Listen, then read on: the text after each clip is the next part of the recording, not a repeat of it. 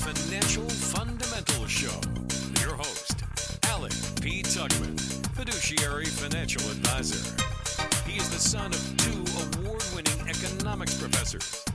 His brother is a day trader. His uncle, an entrepreneur. His grandfather ran a successful foundation. He's been learning how money makes money since he was in diapers. Today, you'll learn some of the most important financial information and wealth building techniques available. And now, here's your host, Alec Tuckman.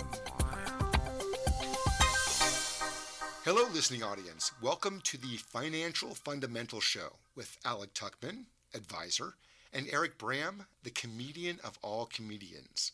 Today, we're demystifying finance one podcast at a time and having a darned jolly good time doing it in the process. A jolly good time indeed, sir. Yes, it's me, Eric Bram. Thank you so much for having us. First time, long time? Yep. Okay. Consider this the stuff they should have taught you in school but didn't know themselves. That is so the truth, Alec. Speak it. Eric, today we're talking about the A word. The A word! Alligators? Androgyny? Applesauce? You're close. Annuities. The good. I was about to say annuities. The good, the bad, and the ugly. That sounds like my dating life. And that's a perfect metaphor, Eric, because, Thanks a lot. You always want that annuity that's right for you. It's true. The perfect match.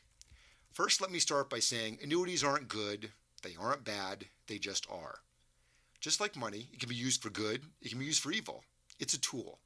And while, yes, some are definitely structured better than others, some may have higher fees, some may be strategically poised differently, but by and by, annuities tend to be a great instrument when they're engineered well and for the right purpose. And we'll go more into that in a few minutes. Should I start a drum roll, Alec? Well, the reason I start with this disclaimer of sorts is because billions of dollars have gone the way to the annuity from Wall Street. And of course, they feel the need to fight back with good reason. And that's why you have to have, no names mentioned, certain firms, they run ads that say things like, I hate annuities and you should too. Well, ironically, those same firms that are running those ads, ironically, rather than trying to beat them, they join them. And they're actually investing quietly in things like insurance companies because they know they can't, even with the slanderous advertising, they still can't beat them. So that sounds like a lot of comedians I know who just backstab each other. Is that basically what it is? Yeah, pretty much. Okay. Did they go the way of the annuity too? Well, you know what? Losing to the competition has become a boxing match. Hashtag Rocky Balboa rules. Boom. So then you have a handful of bad advisors giving the rest a bad name. And they may sell annuities because that may be the only product they sell and they just don't sell anything else. And those are true salesmen. They're not acting, really, in my opinion, as an advisory capacity. They aren't licensed to sell anything else. And they don't take suitability in consideration. They may not take things like your goals, your financial plan into consideration, your age. Well, they may ask you your age, but there are other things they may not consider. They just want their commission, so they aren't acting in a fiduciary capacity. They act as salespeople. They just want to sell the product and move on, and they don't really care about helping the client. And so in this case, a product that's been sold to a client that may not be in their best interest, it could have been in their best interest if presented properly. So of course they aren't happy, and then they get a sour taste in their mouth because either it wasn't the right service or they were misled by that advisor and overpromised and underdelivered. Maybe it was in terms of growth or expectations or income. So they blame the product and not the advisor. Hence, annuities have a smear campaign against them in the media. So they hate the player but not the game, right? Basically. Yeah, exactly. Okay, got it. And this is all amplified by, of course, the media, which loves to sink their teeth into a good story. And by the time the media outlets need to fill their airtime and they feel the need to demonize insurance companies, who are the entities, by the way, who issue annuities. And boom, before you know it, they get a bad rap, which may or may not be deserved. Here's a bad rap. My name is Eric, and I'm here to say I've got money I want to pay. Is that good or bad? Or that's a bad rap? Yeah, don't quit the day job. Yes, sir. You see, it's kind of like WorldCom stock tank, and the company went bust. So people are saying, oh, all stocks are bad. And that's not really the case. There are good stocks, bad stocks. We're really making a generalization about an entire asset class when really it's that specific company or product. Yeah, stop the hate, yo. So now let's take a deeper dive here. Exactly. What exactly is an annuity? What does that word annuity even mean? Annuity, it's a brand new spanning baby itty. I've always wanted an itty, or what is, I don't know. You're the expert, Alec. Yeah, no. Okay. The word annuity comes from the Latin word annuus, which means something that happens yearly, even though you can be compensated monthly with an annuity. An annuus sounds like something I need to wash my mouth out for saying, but anyway. Yeah, no. Just feel free to compensate me monthly for this. I mean, this is really good stuff. I mean, if I don't show up at the studio, I think that alone should give me a lot of equity, I think. Keep on dreaming, buddy. So annuities have been around since the Roman times. Back then, when a soldier would go off and fight for Mother Rome, they'd fall in battle. And after fighting for the motherland, they would take up a collection and take care of the family. And that's basically where the first annuities came from. Dr. Tuckman, a little history lesson. That's awesome. That made sense. I've heard of that before. It was like we were right back there in old school, like Roman times, when you tell it that way. Like, let's fight some bad guys. Let's be Spartans. Let's go in some Trojan horse, or let's do something really, really cool. Yeah, like the movie 300 with killer abs. Oh, yeah. So you've seen me without my shirt then. Before or after the potato chips. So, by the way, great film. But great film. Since we're looking back in history, let's go back to a more recent point in time when, around 1934, guess what was created? What monumental decision was made in 1934? Women got the right to vote. I'll have to Google and fact check that one. But really, I was thinking more along the lines of Social Security. Oh, okay. See, Social Security was modeled after the insurance industry. And Social Security is, on some level, a type of government annuity. Pensions are also modeled after annuities. Pensions are a type of company annuity. People love the word pension, but they don't know what to think of the word annuity. And yet, it's really the same thing. Isn't it ironic, don't you think? There is a very famous quote about annuities from a well-known professor at the American College of Financial Services, my alma mater, by a professor Wade Pfau. And he said, people love Social Security and they love pensions, and now that they might have to build their own pension with an annuity, they seem to not want to do that as much as academics think they should. Oh, so there you go. So I bet if some celebrity like Hugh Jackman said do it, then suddenly everyone would be on board. Maybe that's a problem that it's an academic who's saying it. Actually, it's an academic from your university who's saying it. And that makes it even worse, Alec. No offense. Should it be Professor Bram instead? I will take that title, yes. Maybe. And that's what kills me. There was a survey done in 2008, really not that long ago, over 1,300 participants, age 55 plus. And when someone described the functionality and the benefits of an annuity without actually calling it an annuity, but comparing it to other instruments like CDs, stocks, and so on, a whopping majority of them really loved the annuity. But when they actually used the word annuity, people were instantly turned off. Is that interesting? Yeah. Definitely shows you the power of a brand and disproves the famous quote, "There's no such thing as bad publicity," by Barnum back in the 19th century, the showman and circus owner. Yeah, I mean, an annuity does sound like it's something you get, like it's a disease or something that the doctor will say, oh, unfortunately you have annuity. So I get that. But it's like the LA Gear of financial products, basically. Practical, no one likes the company, Yeah, well, these companies, keep in mind, have been around 50, 100 years, so you can't hate them that much. They are stable. And while, granted, yes, annuities aren't really there to make you super rich, definitely fill that market niche. They fill a great need. Okay. So, Eric? Yes, Alec? I would like to do some role-playing. Let's pretend you're a financial company. Okay, I'm a financial company. I love role-playing. It's a little better than doctor and nurse, but, with you, Alec, this sounds like the right role-playing to do. Okay. So let's say you have all the money in the world. Okay, I love this. Yeah, go on. And I have those abs again. Okay, go ahead. Okay. And you wanted to be competitive, and you want to help clients make money. I want you right now to describe the perfect instrument that you would build. Give me just throw out some thoughts about if you were building the perfect financial instrument, what would it look like? It'd be low cost. Okay, It would be good. shiny. It would work. It would take AA batteries. It would be very cheap to work, and people wouldn't lose their money on the stock market because of it. Excellent. Go on. Anything else?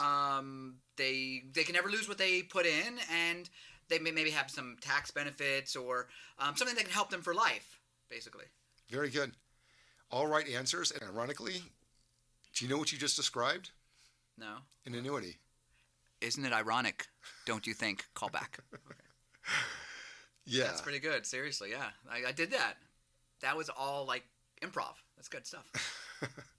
So let's look at some basics of any financial instrument and compare that in contrast with what you said. Okay, man. You know what? I just wanted to go back to me nailing that one. Like, I'm the one who called it an annuity when I wouldn't know what an annuity was. So I think I need to just relish in victory for a second. Can we just have a moment of silence for me? And okay. one. And one. Okay, go ahead. Sorry. Thank you, everybody. So as with any financial tool, whether it's real estate, stocks, CDs, there are really 4 basic components to any financial instrument. Okay, let's hear him, Alec. Let's hear him. So number 1 is safety. That's what I was saying before about how the people have to be safe. Yes. Okay, yeah. Number 2 is growth. Okay. Number 3 is income. Mm-hmm. And number 4 is liquidity. Now understand you can choose 2 or 3 out of these 4, but there's no perfect instrument that gives you all 4. Otherwise, you would need someone like me to give you advice about investing. Okay, so there's safety, there was growth, income, and what was the last one?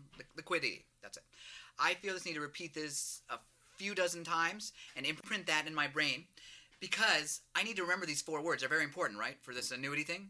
It is. Okay. And let me explain. Okay. So if you look at these factors, look, if you have a bank account, you can get safety, but you'll get no growth and no income. Right, like a savings account. Right. Okay, yeah. So if you look at a stock, you could potentially, depending on what kind of stock it is, common or preferred, you could get some growth or you could get loss.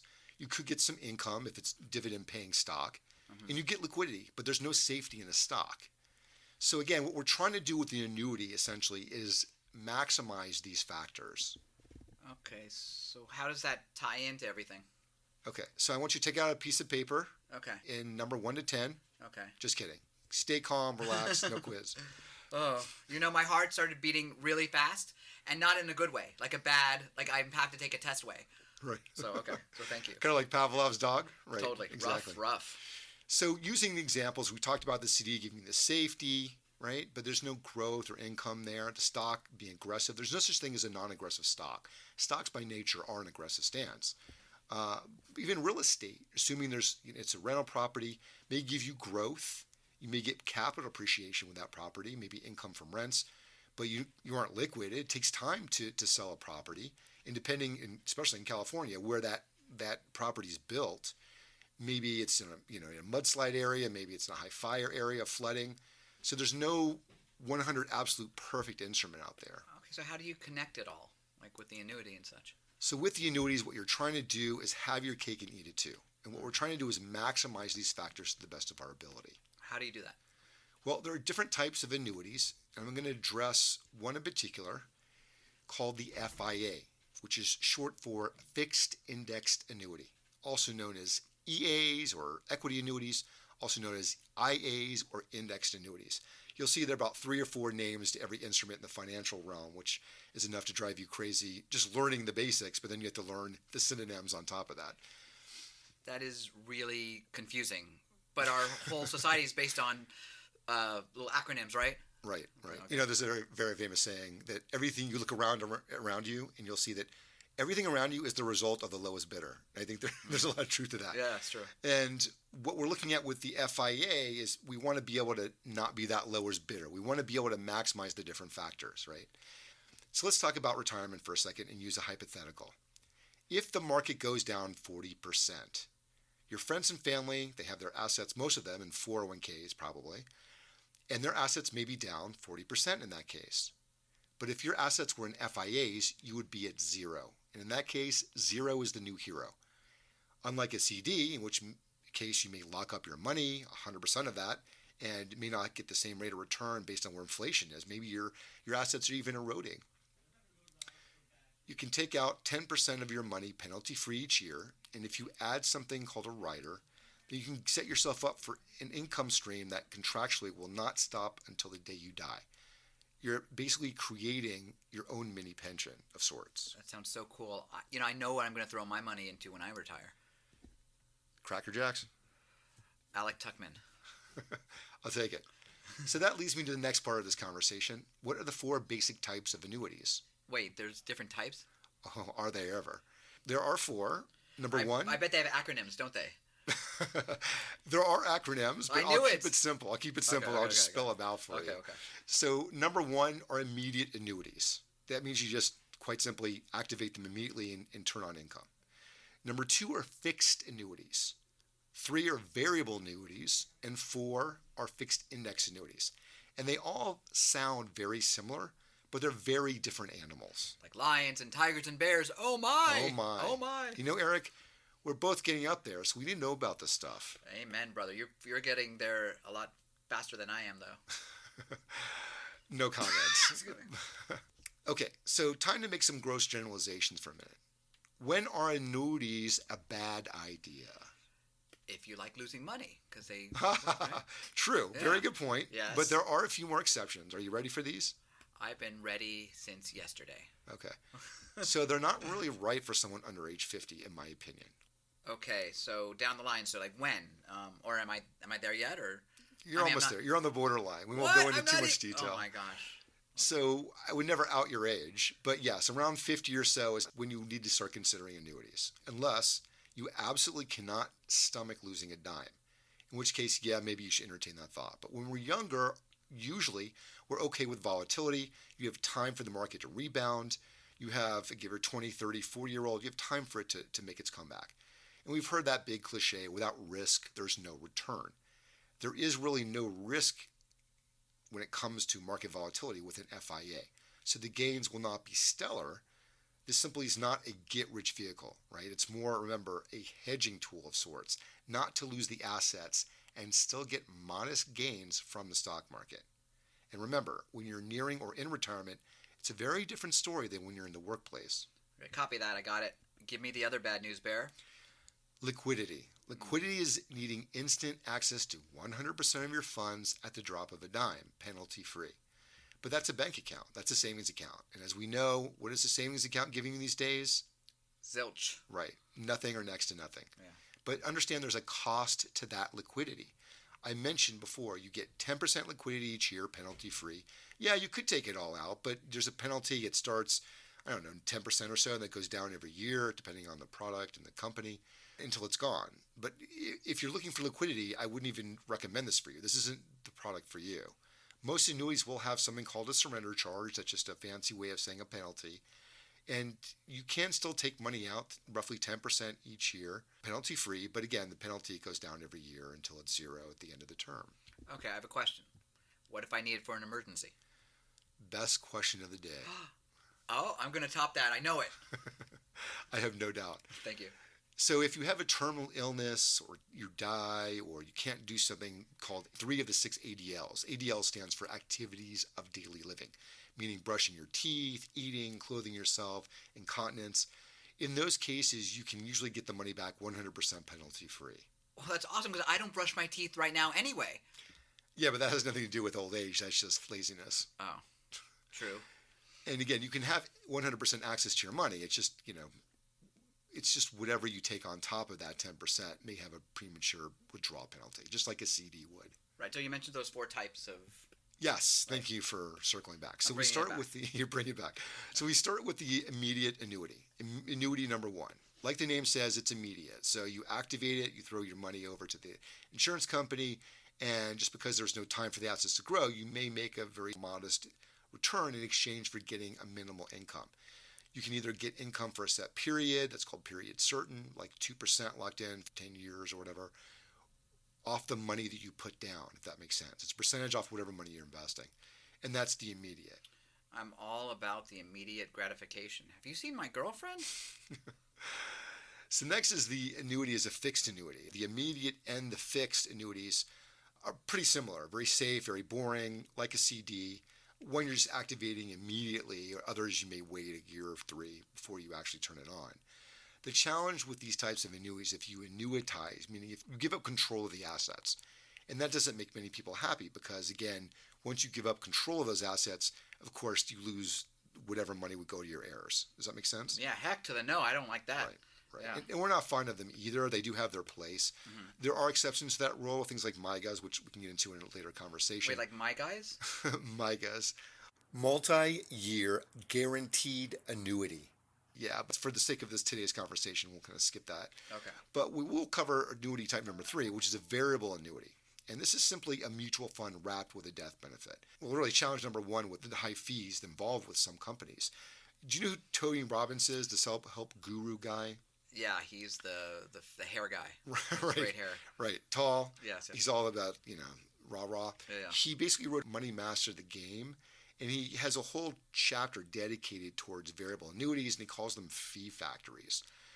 Which is AKA gas stations today, right? Gas stations, grocery stores, and really, restaurants and everywhere. Right. Anything you buy something with, yeah. But yeah, we try to avoid VAs or variable annuities. They used to be the go-to staple back in the 80s and 90s because the market was roaring. And people liked them because they were performing, the market was doing well, and they made a lot of money. But the challenge there is when the market receded, then the challenge was people started to pay attention to those fees, and they realized, okay, well, I'm in retirement now. I want more stability than basically a glorified mutual fund. So what they're doing now is they've switched and gone the way of the FIA, which we'll talk about in a second. Ultimately, what it boils down to is when you retire, we want boring. Boring is good. We like boring. Boring and safe. That sounds like my ex-wife. How you get away with those comments is beyond me. Because we're still really good friends. Yeah, until she listens to this podcast, and that's out the window. Well, no, she's not going to happen. She's scared of finance like I am. I think she's allergic to money, unless it's mine, and that's why she's my ex-wife. Beautiful. Thank you. I hope you're listening to this, wherever you are. So I guess you'll be looking for a new business manager to take care of your finances soon. That's a big 10-4, buddy. Yeah. Yeah. So then we have an annuity number 4, the FIA, fixed indexed annuity. And it's something of a hybrid of the last two I mentioned. Your money isn't technically in the market. It's benchmarked. It's tied to the stock market. That's why you can't lose the money. And here's how it works. You start with a floor of 0, meaning you cannot lose the money. But you also have a cap, say 5, 6, 7%. Right now they're really high. They're actually, they're like 9, 10%.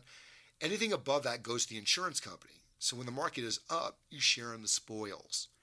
When the market is flat, then you're flat. But when the market is down, you're still flat. You haven't lost anything. The insurance company takes the financial hit. If you imagine a chart, what it looks like over time is like steps. You go up or flat, and that's it. Well, I can picture that. Thank you. Even with your brain? Even with this small brain. Thank you, Alec. But in a down market, the insurance companies, like I said, take the hits. You're either up or flat. You're basically partnering again with that insurance company.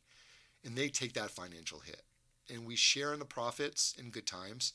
Like I said earlier, you're not going to make mega bucks like the Gordon Gekko from the movie Wall Street in the 1980s.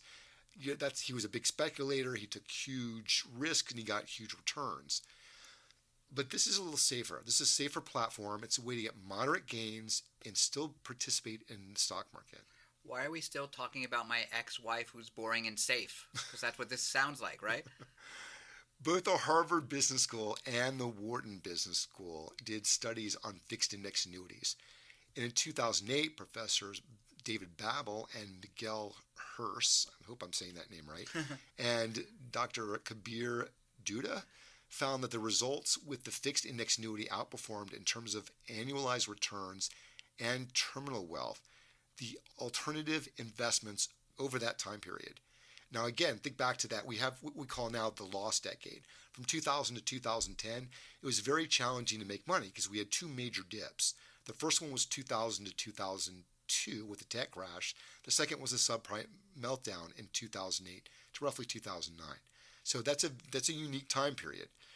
And in some instances, yes, we outperformed in this scenario when they're comparing it to a volatile time like that. The average return over time in their study, the FIA was around 5.5%. Yeah, but that sounds really good because my checking account is making me 0.0000% right now, right? And there you go. Yeah. And we've talked about the academics who believe in it. I could give you source after source. We have a lot of, I guess you'd call them celebrity sources, like I mentioned before, Tony Robbins, who dedicated a whole chapter in his book to FIAs, and he loves them. Shaquille O'Neal, an athlete. And he's also a fellow rapper like me. Right. Yeah. Right. Going platinum, those albums. I'm sure. Yeah, exactly. And he has a very famous quote to what he says to fellow athletes who are new in the industry: "Learn what annuities are." Right. That's what he tells them. And Susie Ormond, right? Yeah. Whether you love her or hate her, she's willing. She says, if you're willing to give up some upside potential, you can also protect yourself against downside risk with an index annuity. That's something that Suze would say. You know, I had such a crush on her when I was younger. Something about that stern, commanding voice. It's like my mother. She just needs a leather suit and a whip and a... Okay, let's keep it G-rated. Sorry, G-rated. I mean, a whip too. We're riding horses. Sorry. My bad. Yeah, definitely your bad. So moving on, Ben Bernanke. Ben Bernanke was the prior Federal Reserve Chairman. I know that name. Who, in my opinion, saved our society, our financial institution as a whole. I think the way he handled it in 2008, the financial crisis, he never really get the comeuppance I think he deserved. And he says that he kept his assets when he was working at the Federal Reserve in annuities during his term. He would know. Right? Yeah. There's a quote I floated around somewhere in my office by the U.S. Treasury Department, which recommends Americans should invest a portion of their assets in fixed index annuities. Unfortunately, according to the Harvard Business Review, less than 6% of retirement plans even offer annuities. What? Why would they do that? Maybe, are their hands not greased enough by the insurance companies to make their way into the plans? Like, why? Politics may be one of those reasons. That's a good question. I actually don't know. Okay. Could be the influence that big banks have over Wall Street and I don't know. We don't know. Do the big banks not want this? Are you saying that in all seriousness? Or? Okay, sorry. That's a whole other podcast. Sorry. I didn't know if you're saying that jokingly or if you are serious in that question. Yeah, because big banks have no influence in government, do they? No, not at all. Never. They can never have any influence, right? They're listening to this podcast right now. Right. I should hope. At least someone is. That's right. But seriously, there's another quote from a Harvard Business School senior lecturer, Bob Posen, who was an SEC lawyer, top executive at two giant mutual fund companies. He was on the Social Security Reform Commission and happens to be a current retiree. Wow, seems like he does everything. Well-rounded guy. Does he do Windows, Alec? Maybe. Or podcasts? Maybe. Possibly. Hey, look, everyone has their own podcast these days. Okay. Posen has a great quote. He said, almost every economist you ever speak to says that's what you need to do, right? You need to have your money in a life annuity with survivorship benefits. No one ever wants to do that. That's the irony there. So there you go. You can lead the horse to water, but you can't make them drink. Isn't that the expression? I just hope that you're giving my horse Evian water because he deserves the good stuff. Right, Spot? Right? Nay. Right. We could have a car, but you'll stick to the 1800s mentality.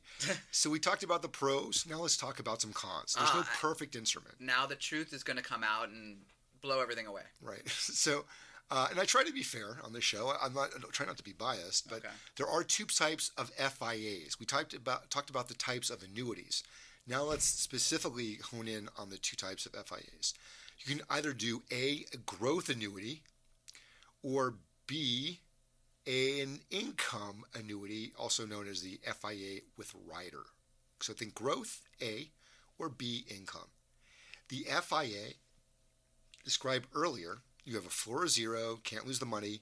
You have a cap up to, 5, 7, 9%, what have you. And it resets every year. So let's say you start December of 2022. They look where you started. Then they look where you end at the end of the year, December of 2023. They see how much the market is up, and they credit your account accordingly. Seems easy enough, right? Yeah. So what's cool is you can benchmark to other indexes. You don't have to be the S&P 500. If you didn't know, the S&P 500 is just the top Fortune 500 company stocks in America. You also have the opportunity to benchmark to other indices like the NASDAQ, which are newer companies and tech companies. You can do the Russell, which are smaller companies with more potential for growth in some cases. A lot of great things you can do there. Yeah, I mean, this is the reason why I give this stuff to my financial guy and let him handle it. Really? You don't feel like you're well equipped? Not as equipped with all these acronyms. I feel lost at sea. Really? Thank God there is Alec Tuckman to guide our way. Right. FIA, CIA, NBC. Exactly. So now let's say that we just talked about growth. The alternative is the FIA with the rider, or the income FIA. Meaning, rather than worry about stock market going up or down, you only have to care about getting consistent income to replace cash flow from your job. And the income FIA, as we'll call it for the sake of this conversation, means you still have the benefit of not losing money in a market decline and still getting moderate gains. Alec, you had me at not losing money. I like that. And who wouldn't?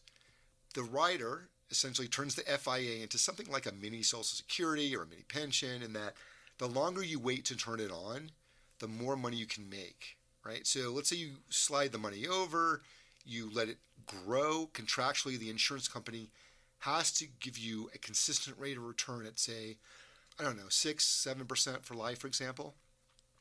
And regardless of what happens in the stock market, as you're waiting for it to grow, you get what's called the roll-up. That roll-up essentially is 6 or 7%, 8%, what have you.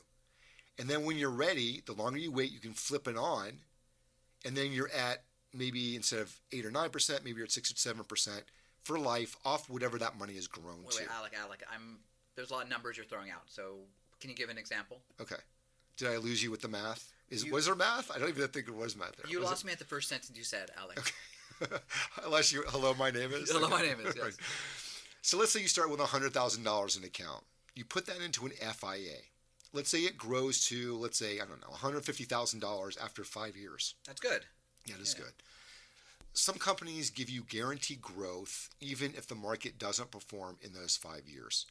After the 5th year, you can turn it on, like I said, turn on that rider and start collecting the 7% or whatever off that 150 that's grown to, which would be roughly, doing the math, $10,500 a year.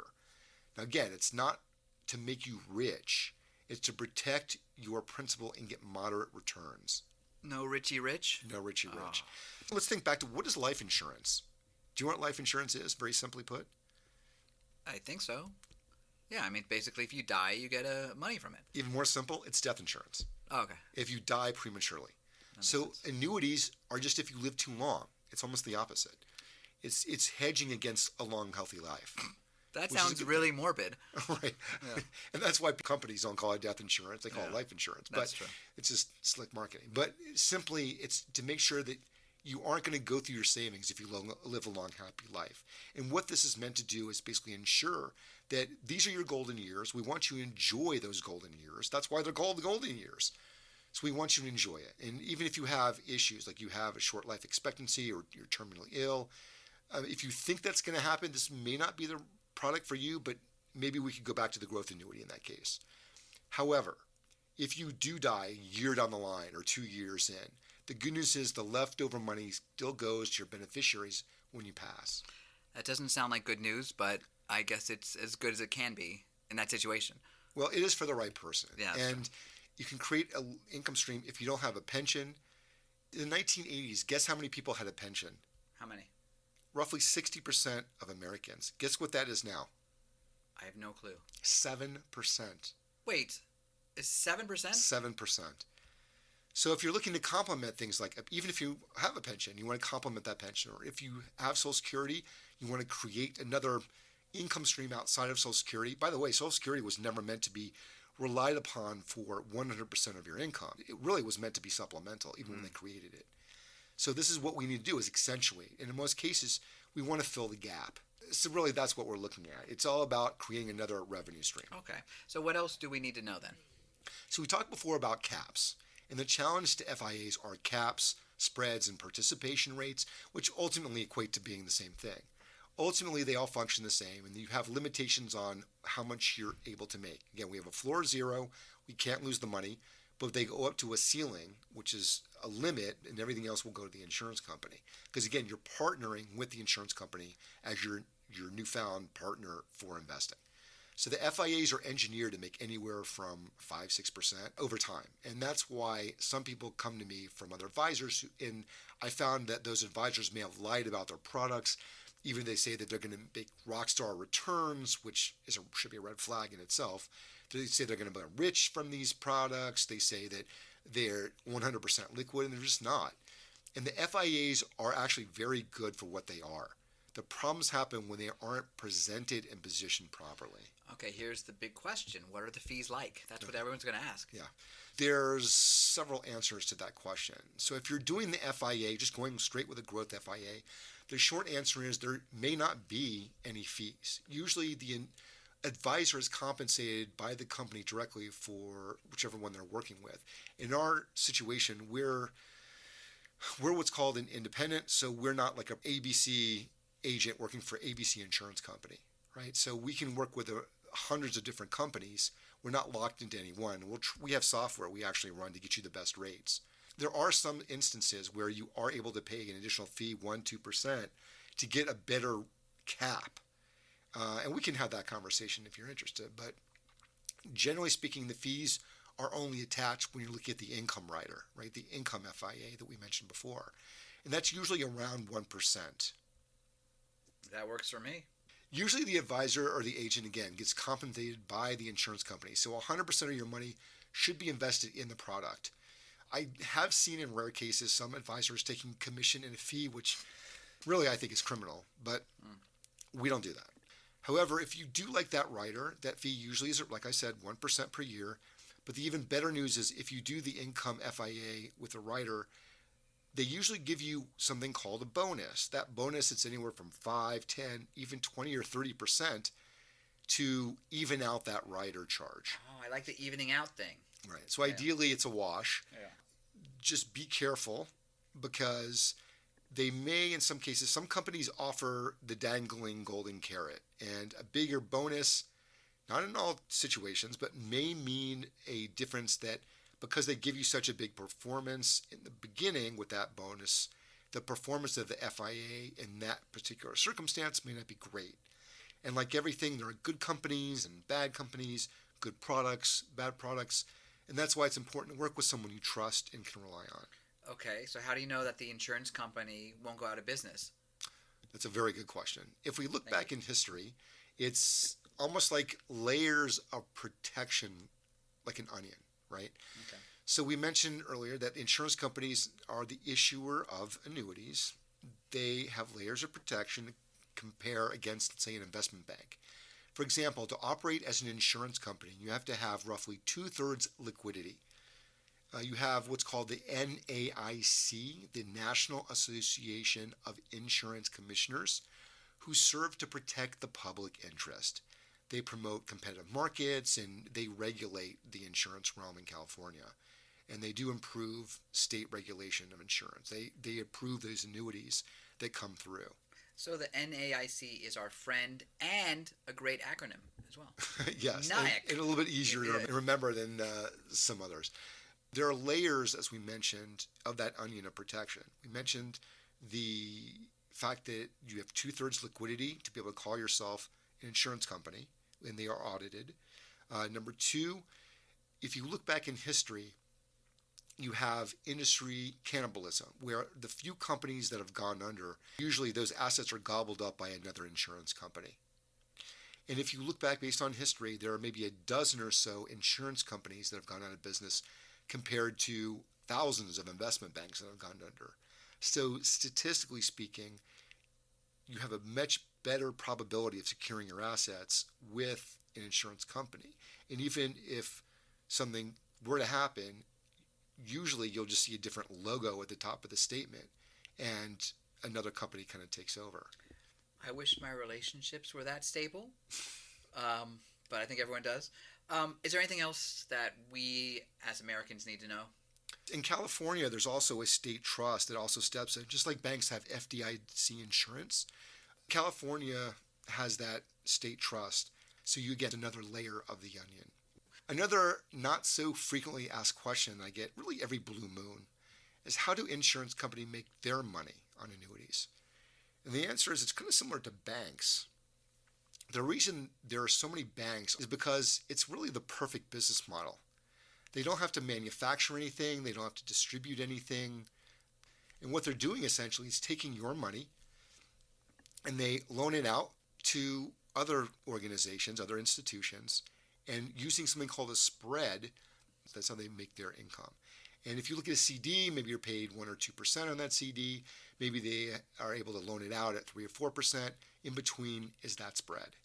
This is really confusing because insurance companies do mortgages now?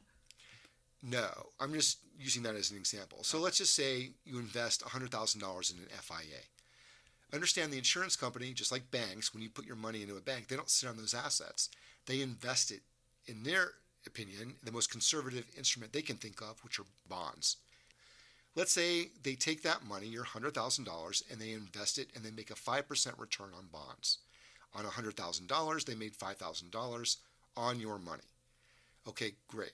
Already a profit was made. Nothing else needed to be done, manufactured, or distributed. So what they do is they take that $5,000 and going from the most conservative instrument that they can think of, they now go into options. I want the option to invest in options. Wah, wah. So well, you're in luck because that's exactly what we do at our firm, and that's what essentially insurance companies are doing to make their money. And what they're doing with the insurance companies is they're basically using options. Options, without getting too in the weeds here, it's a derivative instrument, meaning they're just tied to an underlying asset like a stock. In this case, the S&P 500. When you look at options, they're probably worthy of their own podcast. We may do one on options at some point. But there are many different ways you can use options. There are straps, straddles, butterflies, iron condors. The list goes on. But for simplicity's sake, we'll give you the Reader's Digest version here. And yes, I am dating myself by using that reference. It's a way to control $10,000, for example, worth of stock with only $1,000 or $500, right? You don't have to put $10,000 down to control $10,000 worth of stock. You're basically buying the market 12 months from now. And you're saying, look, we think the market's going to go up 12 months from now, right? In this case, the S&P 500. So you have diversification and it's a hedging tool. So the market's up, you do something called exercise the option, meaning you cash in, the money's made, no harm, no foul. You rinse, wash, and repeat and keep going like that. If the market is down or flat, you just walk away from those options, the little bit of money you put down. Okay, so they are basically investing it in a way to reduce risk, right? Exactly. Okay. It's about mitigating risk. There are more aggressive options and more conservative options.